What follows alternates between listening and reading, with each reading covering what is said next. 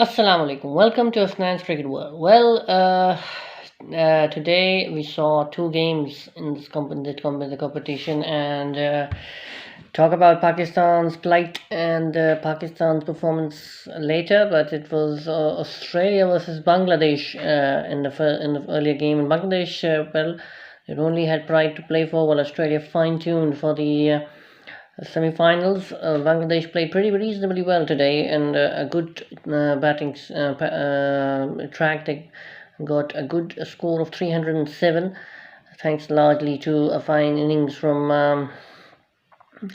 Nazmul Hasan Chand. They got a good score, and Bangladesh got good goal, but it was the Mitchell Marsh show for Australia, who played an absolute blazing innings of 177, the highest score and chasing for Australia in the World Cup, and it was a truly magnificent performance from Mitchell Marsh, and it makes some selection headaches for Australia, and going to the semi-finals if and when they have likes of Glenn Maxwell and Mark back in the side. So it'll be, let's see what happens when that happens. But Australia fine-tuned well enough to, and have won 7 games in a row now after the first 2 defeats, which were quite disappointing for them, but they came back strongly, as it was with the Australia that we said that write off Australia on your own peril, and they played absolutely sensationally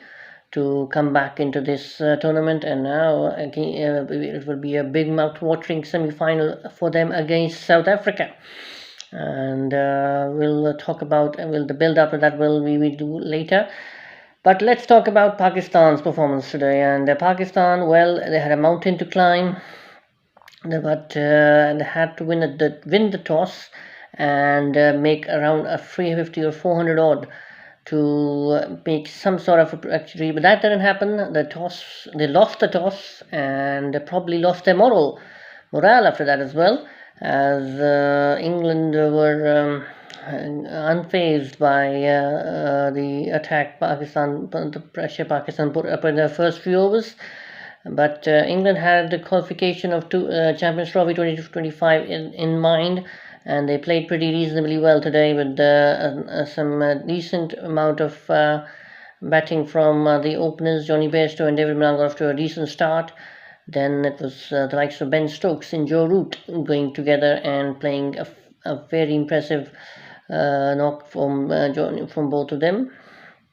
While and some good hitting in the end from Moeen Ali got them to 337 at the end, which looked a very good score. And as usual, Pakistan's bowling was very below par. Apart from a good last few overs from Shaheen Shah Afridi and Haris Rauf, they have not been able to they were not able to put pressure. The spin again, Shadab Khan, and was disappointing, and not picking up any wicket at all.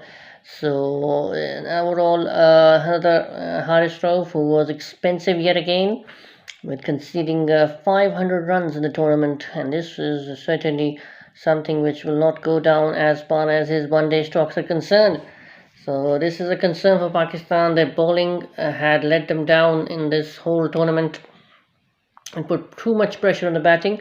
And once today Fakhar Zaman got out, the Pakistanis didn't look as if they could pose any challenge to this target, as they just played some mindless batting from all corners, apart from Agha Salman, who made a decent little 50, and some last wicket partnership, getting to 50-run partnership in the last. Haris Rauf and Mohammad Wasim Jr. getting some blazing their way to some 50 odd for the last wicket, which gave some credibility to the score. Otherwise, it was another disappointing day for Pakistan cricket, as they ended a very disappointing tournament for themselves, with just 4 victories to show. That too against the two sides openings with Netherlands, and then to another side which was very disappointing in this tournament against Sri Lanka, and then Bangladesh, and the fourth one against a fortunate win against New Zealand. They had not much to show in this tournament for themselves. They had some poor selection policies The main problem today for Pakistan, yet again today and yet again in the whole tournament, was the spin. And to consider that Pakistan lost, they had no credible spinner in the side. Shadab Khan, Mohammad Nawaz did not put any kind of pressure at all on anybody. When they had Abrar Ahmad in reserve, they didn't bring him in. Usama Mir didn't make any impact whatsoever. While in most matches, if you consider, apart from the first three games against India, was a whole other performance of the bowlers, and it was an all-round performance. But apart from that, against Australia, Adam Zampa, against South Africa, Tabzir Shamsi, against Afghanistan, the four spinners combined to put pressure on the Pakistanis. And yet again today, Moeen Ali and Adil Rashid combined together and put up. And Pakistan's performance against spin was very questionable. They didn't played with too timidly. Didn't use any much. Didn't they were too defensive against spin, and this has been a real problem for Pakistan. Also, their spin stocks were very light, and this is a problem they should look into.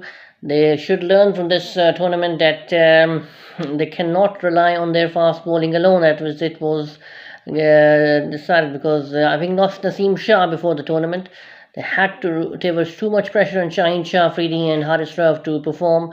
And Shaheen Shah, although did pick up wickets, but he was too expensive. Too much pressure was on him. And Haris Rauf, well, he got exposed during this tournament, conceding way too many runs. Did bowl better in the last few overs, but this was a bit too much for him as well. Mohammad Wasim Jr. was a bit of a relief because he did well. He did bowl better in the last three games he got, and he did perform better. But Pakistan had too much reliance on the fast bowlers, who didn't deliver. And on Indian pitches, you need to have good spinners, and the good spinners they were lacking. Mohammad Nawaz probably may have played his last for Pakistan. Shadab Khan might just stick to T20s. I think it's a bit of an conundrum, because now they have to decide, because Shadab Khan, Mohammad Nawaz are not good enough for the one-day internationals for Pakistan. They must choose someone from the domestic arena now. Some good spinners have to find out their capabilities, and they have to find out some good batters, because the one-day batting has changed, its dynamics have changed, and then have to be a bit more attacking. Babar Azam, on the whole, hasn't been. It was not a tournament which met his standards, and he had a very poor tournament. And he should just now. I think I advise him to leave the captaincy and stick to being to batting, because Pakistan need his batting. He does not need his captaincy. He should concentrate on his batting, and should concentrate on making Pakistan, serving Pakistan as a good batsman, because captaincy needs aggressive mindset, but overall the defensive mindsets of the captains have not helped, and you have to have pick themselves up, because the next how can you pick up themselves when you have not playing a lot of one-day cricket, and the next one-day cricket is scheduled for the next year in November. So now all the concentration might be on the Australian tour, and also the PSL and above T20 World Cup coming up. So let's see what Pakistan do from here on in. This has been an eye-opening tournament for the Pakistanis. We know Pakistan cricket has been totally exposed. The reliance on fast bowling has been totally exposed, and they must now change the way they play one-day cricket. So whether this happens, or it's been last time Pakistan qualified for the semi-finals was in 2011. So there have been four tournaments now. In fact, three tournaments now that we have not qualified for the semi-finals. And apart from the 2011 World Cup and since the 99 World Cup, we haven't had a very good tournament at all. So this is another watershed for Pakistan cricket, and they must go back and fix things, because it's not. They have to go back to the drawing board and make things better. Whether this happens or we get to see more of the same, I mean, the next few years will only time will tell. But let's see, and let's see what happens. For now, it's just goodbye for me, as we will be back for the semi-finals, for the coverage of the semi-finals and the strengths and the weaknesses of the side. Till that, goodbye.